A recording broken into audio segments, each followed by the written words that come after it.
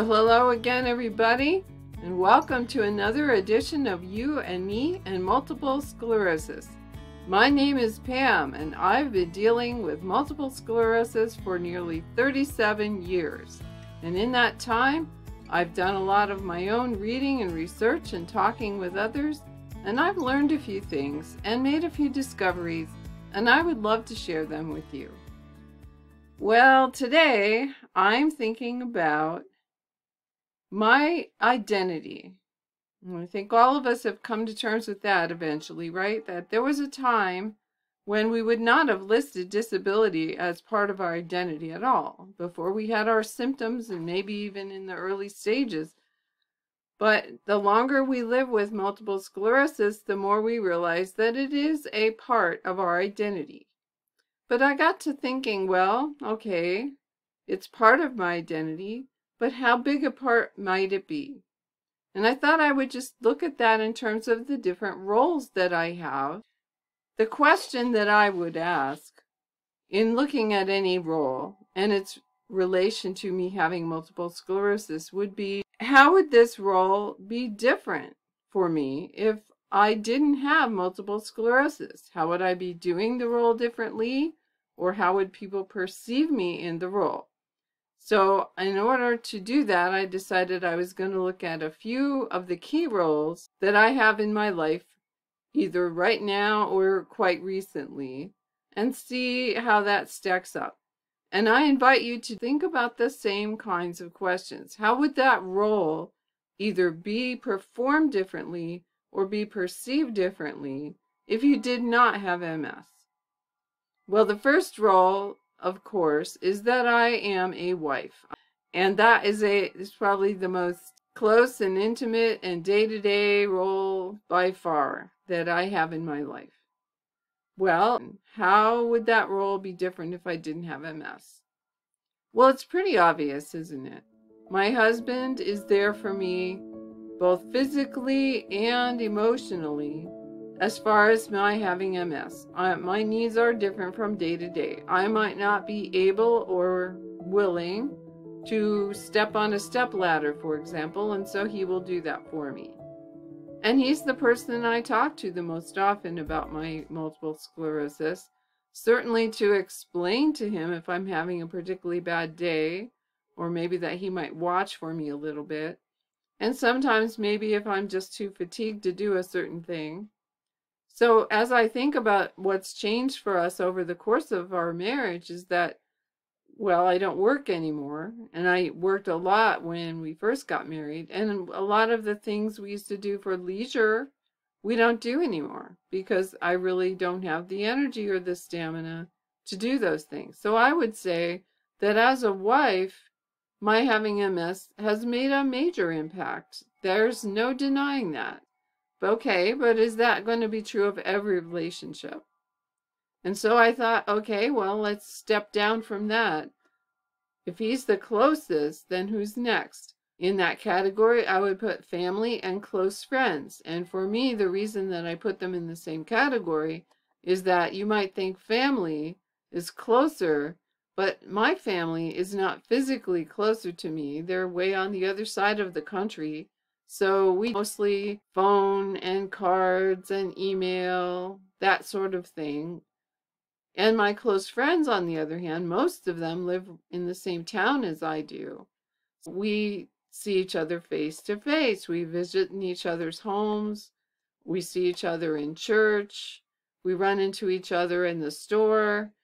The reason I lump all of those together is because I think that the nature of our relationship is quite similar in that while they know that I have MS, certainly, and I do keep them up to date on how things are going with me, maybe if I've got a new doctor that I'm seeing, or if I'm starting on a new treatment, or if my balance is worse than normal and I just kind of want to let everyone know, whatever.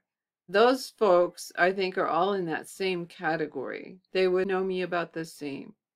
Well, has it materially affected the nature of our relationship? I would have to say pretty much no. Obviously, if I were still doing a lot of those walks and travel and that sort of thing, I might have a different set of friends than I do, but I'm not so sure about that because that's not usually the reason that I become friends with somebody. I think that probably MS has not hugely changed how those friendships, how those family relationships exist and what they look like from day to day. I can't honestly say whether the way I'm perceived is different though. I do think that my family in particular is aware of my having MS in a way that perhaps my friends are not because, well, they're my family. They've known me my whole life. So from that perspective, they probably do see me in somewhat of a different way. But my goal in life is not to be, that woman with MS. So I don't want to be that to my family, to my friends, to anybody. I would hope that my having MS does not materially change the nature of the friendships and the family relationships that I maintain. And I really would be remiss if I didn't mention my special friend who still lives in upstate New York. And even though I'm out here in Washington, we still communicate by any means we can. Well, the phone if necessary or email, but we've been trying Skype, Google Meetup, Zoom, whatever we can use. She too has multiple sclerosis. In fact, she's also in secondary progressive just like me, and we've had it about the same amount of time. If you've been watching my videos, you would know who I'm talking about, my friend Mona. And she and I have a special bond because we can talk at great length about what it's like to live with MS. And no one understands that better than someone who's in the same boat as you. And that is so important. If you don't have a close friend or someone that you can trust who also has MS, you're really missing out because that relationship is so special. You feel like you're less insane, frankly. I mean, some of the MS symptoms are just weird and they're hard to explain to someone who doesn't have them. But Mona understands, and I understand what she is explaining to me. That's a friendship that I value and treasure. And I would not trade that for much of anything. But as far as my question, would that be different if I didn't have MS? Well, quite frankly, I never would have met Mona if I didn't have MS because she was and still is, the leader of the MS support group that I belonged to when I lived in New York State. Hope you get a chance to see this, Mona.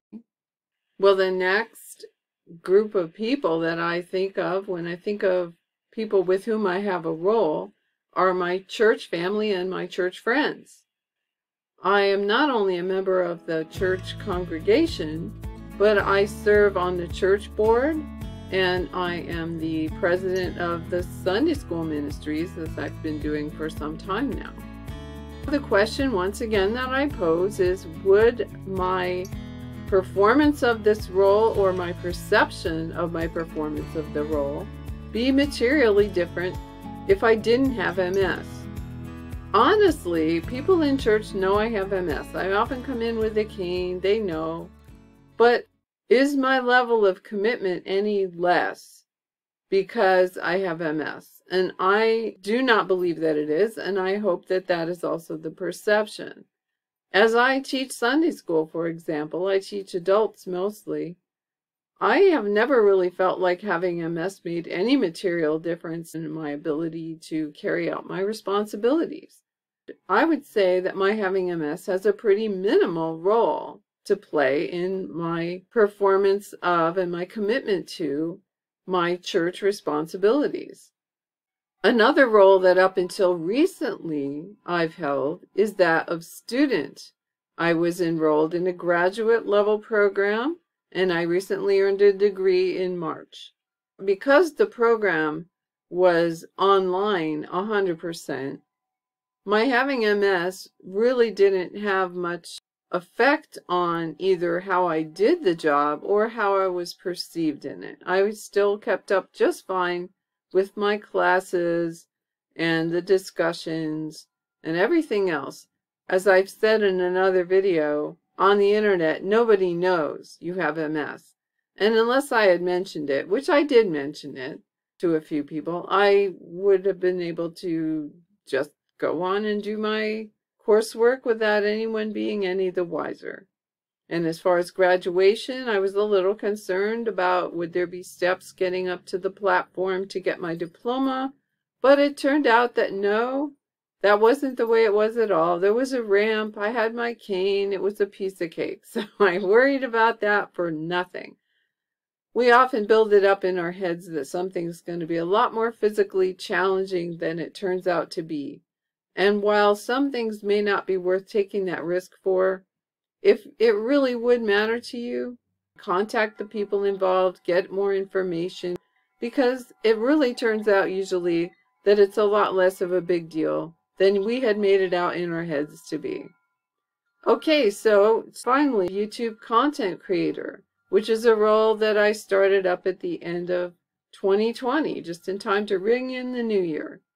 Question again, does my having MS affect my ability either to do the job or the way people perceive me in the role?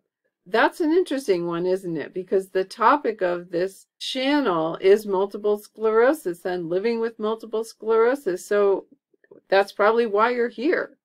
So as far as the content goes, yes, I would suppose it does make a big difference. I could have talked about something else, though. I could have had a different kind of channel. But that leads me to the other aspect of it, the technical aspect, the mastering enough of the camera and the software and the editing that has to be done to put together a video, figuring out how YouTube works, all that sort of stuff. Did having MS make any real difference in how I was able to do that? And I would say no, emphatically no. The nice thing about these kinds of technologies is that they are very accessible to people, whether you're disabled or not. So MS has not made any difference in my ability to be a content creator. I've really enjoyed it, by the way. We can all find something like that. If it's not content creation, it's some other thing that we can take on, something new. I mean, here I am in my 60s. This is totally new to me, but I'm not afraid to learn a new thing, and I don't think you should be either. From what I've read, people with multiple sclerosis are very competent, capable people.